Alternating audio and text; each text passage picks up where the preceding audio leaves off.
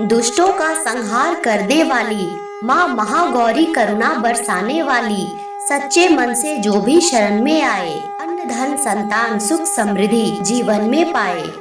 जय माता दी। प्रिय श्रोताओं, आज चैत्र नवरात्रि के 8वें दिन सुनेंगे माँ महागौरी की कथा। चैत्र नवरात्रि में नव दुर्गा के 9 स्वरूपों की कथा का श्रवण करते हुए आज हम आ पहुँचे हैं नवरात्रि के 8वें दिन में। नवरात्रि का 8वां दिन यानी माँ दुर्गा के महागौरी स्वरूप की पूजा आराधना करने का दिन। नवरात्रि में 8वें दिन महागौरी शक्ति की पूजा की जाती है। नाम से ही प्रकट है कि इनका रूप पूर्णतः गौर वर्ण है। इनकी उपमा शंख चंद्र और कुंद के फूल से की जाती है। अष्टवर्षा भवेत गौरी अर्थात इनकी आयु मात्र 8 वर्ष की मानी जाती है। इनके सभी आभूषण और वस्त्र सफेद हैं, इसीलिए इन्हें श्वेतांबर धरा भी कहा जाता है। इनकी 4 भुजाएं हैं और वाहन वृषभ है, इसीलिए इन्हें वृषारूढ़ा भी कहा जाता है। इनके ऊपर वाले दाहिने हाथ में अभय मुद्रा है तथा नीचे वाला हाथ त्रिशूल धारण किया हुआ है। इन्होंने अपने ऊपर वाले बाएं हाथ में डमरू धारण कर रखा है और नीचे वाले हाथ में वर मुद्रा है। शिव पुराण में वर्णित है, जब माता पार्वती ने महादेव को प्रसन्न करने के लिए कठिन तपस्या की थी, तब उनकी आयु सिर्फ 8 वर्ष की थी। देवी पार्वती का जन्म पर्वतराज हिमालय के घर में हुआ था। 8 वर्ष की आयु में ही उन्हें अपने पूर्व जन्म की घटनाओं का आभास हो चुका था। तभी से वे भगवान शिव को पति रूप में प्राप्त करने के लिए तपस्या करने लगी। तपस्या से देवी पार्वती को महान गौरव की प्राप्ति हुई। भगवान शिव ने उन्हें अपनी अर्धांगिनी के रूप में स्वीकार किया, लेकिन निरंतर कठोर तपस्या करते रहने के कारण इनका शरीर बिल्कुल काला पड़ गया था। लेकिन तपस्या से प्रसन्न होकर भगवान शिव ने इनके शरीर को गंगा के पवित्र जल से धोकर कांतिमय बना दिया। उनका रूप गौर वर्ण का हो गया। तभी से ये महागौरी कहलाई। ये अमोघ फलदायिनी है और इनकी वंदना से भक्तों के तमाम कष्ट धुल जाते हैं, पूर्व संचित पाप नष्ट हो जाते हैं। महागौरी की पूजा अर्चना, उपासना और व्रत रखना अत्यंत कल्याणकारी है। इनकी कृपा से वैसी इच्छाएं जो वर्षों से पूरी ना हो रही हो, वे भी पूरी हो जाती हैं। इसीलिए नवरात्रि की महाअष्टमी तिथि के दिवस पर महागौरी की पूजा आराधना करके कन्या पूजन करने का विधान होता है। इस दिन माँ की कथाओं का श्रवण करने से अनेक गुना अधिक फल मिलता है। भगवती पुराण के अनुसार प्राचीन काल में एक अत्याचारी असुर था, जिसका नाम था महिषासुर। वह दैत्य गणों का पराक्रमी और महत्वाकांक्षी राजा था। उसके मन में यह लालसा जागी कि उसे अमरता प्राप्त हो और वह तीनों लोकों का राजा बन जाए। उसने ब्रह्मदेव को प्रसन्न करने के लिए घोर तपस्या आरंभ कर दी। कई वर्षों तक वह गहन वन में एक पैर पर खड़ा होकर गर्मी, सर्दी, वर्षा और भूख प्यास की पीड़ा सहता रहा। देवताओं ने जब उसकी कठोर तपस्या देखी तो वे विचलित हो उठे। उन्होंने अनेक उपाय किए, कभी माया का प्रयोग किया, कभी ऋषियों को भेजा कि वे उसकी तपस्या भंग करें, कभी आंधी तूफान और विकट मौसम से उसे विचलित करने का प्रयास किया, लेकिन महिषासुर अटल और अडिग रहा। उसकी तपस्या इतनी प्रबल थी कि स्वर्गलोक तक कांप उठा। देवराज इंद्र का सिंहासन डगमगाने लगा। सप्तर्षि चिंतित हो उठे, देवतागण भयभीत हो गए। अंततः ब्रह्मदेव उसकी तपस्या से प्रसन्न हुए और प्रकट हुए।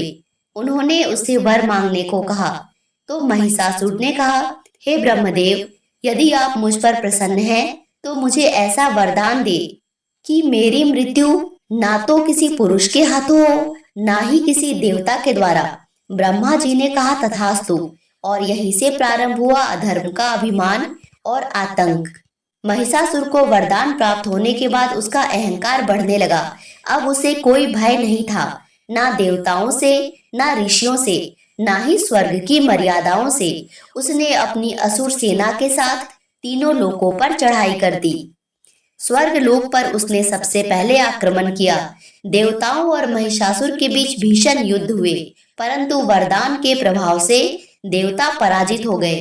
देवराज इंद्र, चंद्र, सूर्य, वायु, अग्नि सभी देवता स्वर्गलोक से पलायन कर गए।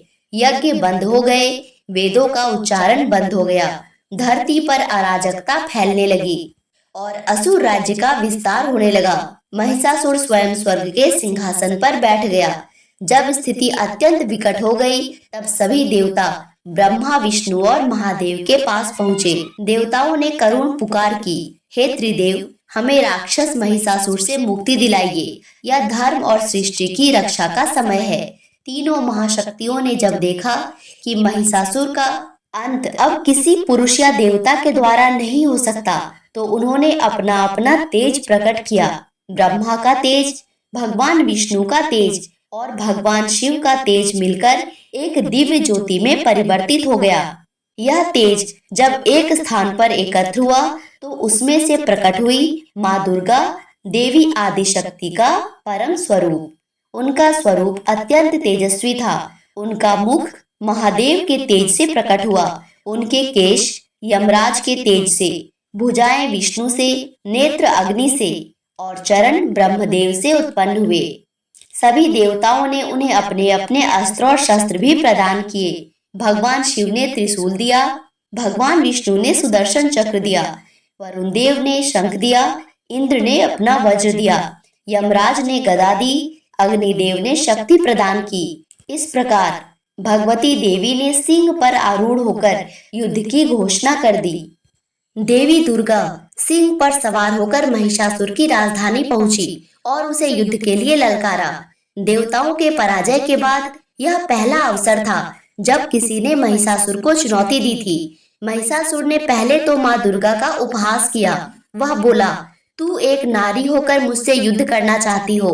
क्या देवताओं ने तुमसे दया की भीख मांगी है? देवी ने शांत स्वर में उत्तर दिया, मैं कोई साधारण नारी नहीं हूँ, मैं ही सृष्टि की आदि शक्ति हूँ। तेरे अहंकार का अंत निश्चित है। और इस प्रकार भीषण युद्ध प्रारंभ हुआ। महिषासुर अपनी मायावी शक्तियों से बार बार रूप बदलने लगा। कभी सिंह, कभी हाथी, तो कभी असंख्य राक्षसों में विभाजित हो जाता।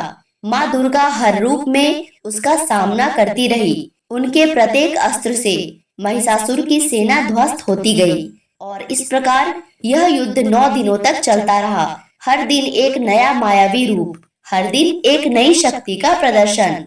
किंतु 10वें दिन जब महिषासुर ने युद्ध के दौरान विशाल भैंसे का रूप धारण किया और सिंह पर झपट पड़ा, तभी देवी ने अपनी शक्ति संचित की और त्रिशूल उठाकर सीधे महिषासुर के हृदय में घोंप दिया।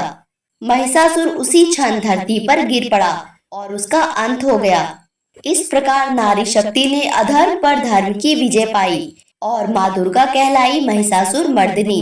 देवताओं ने पुष्प वर्षा की और स्वर्ग में फिर से शांति लौटी। संपूर्ण सृष्टि माँ दुर्गा के इस स्वरूप की जय जयकार करने लगी। प्रेम से बोलिए महिषासुर मर्दिनी की जय।